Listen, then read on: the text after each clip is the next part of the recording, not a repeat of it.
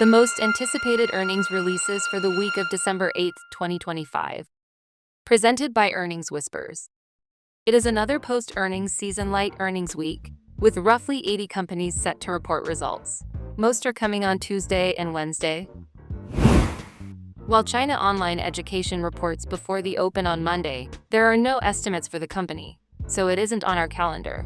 You can't have an earnings surprise without an estimate, so you have to wait until after the close. Toll Brothers tops the list, and there are a lot of mixed views. For the most part, it is a balance between short-term results as the company handles margins, even as the overall fundamental trends continue to weaken. Eventually, one will overtake the other. Also, after the close is Ooma. Earnings for the voice-over IP company is from the lower left to the upper right, but the stock has been going the other way. In the world of Zoom and competitors, there are strong headwinds for Ooma, but if it can continue to post positive results, eventually the stock will follow. People still care about the old meme stock, GameStop, but analysts don't. They have mostly all dropped coverage, and we don't have an estimate for the quarter. There are fiscal year estimates for the company, but they were unchanged after last quarter's results. And here the stock is right at the same point it was at this time last quarter. Last quarter, AeroVironment missed expectations but raised its guidance.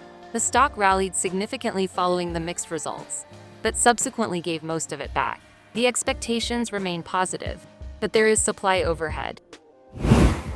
Much of the focus this week will likely be on the companies reporting after the close on Wednesday. Oracle and Adobe report at the same time, but there is more interest in Oracle. There is no question about the company's top-line growth, but earnings aren't quite as strong. Adobe is basically the opposite story, where earnings continue to be strong, but with so many new AI competitors, there are questions about the top-line growth. Those concerns are well known, though, and sentiment is at its lowest level since the beginning of 2023, and short interest is at a multi-year high. The true focus this week will be on Broadcom, which reports after the close on Thursday. It is the primary competition to NVIDIA, and the hyperscalers continue to boost their custom silicon. Much of the focus will be on orders and the pipeline. Then there is lululemon, which is facing a secular shift away from leggings and even athleisure. But last quarter has all the makings of a capitulation, and the stock is working on filling the gap to $200. Friday morning just has Johnson Outdoors. The stock is showing strength, but we have little on the company. While there are still a number of expected double-digit moves for the week, volatility is fairly muted for the stocks of companies reporting earnings this week.